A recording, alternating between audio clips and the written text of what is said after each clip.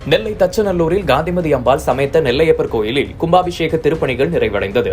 இதனைத் தொடர்ந்து வரும் 16ஆம் தேதி காலை 10:35 மணிக்கு மேல் 10:55 மணிக்குள் மகா கும்பாபிஷேகம் நடைபெறுகிறது. இதனையொட்டி கோயில் வளாகத்தில் அமைக்கப்பட்டுள்ள யாகசாலையில் நேற்று காலை 8 மணி முதல் மங்கள இசை, அனுப்ஜை, விக்னேஸ்வர பூஜை, புண்ணியாக வாசனம், பஞ்சகவ்ய பூஜை, தன பூஜை, வேத பாராயணம் நடந்தது. இதனையடுத்து மகா கணபதி மூல மந்திரியாக வேள்வியுடன் கும்பாபிஷேக விழா தொடங்கியது.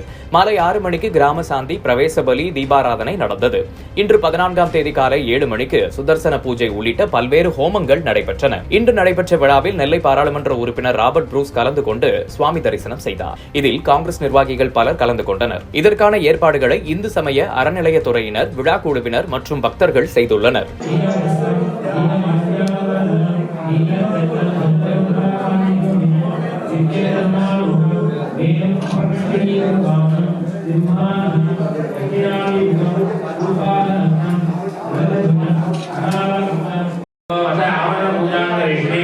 महाशांति महाभगवती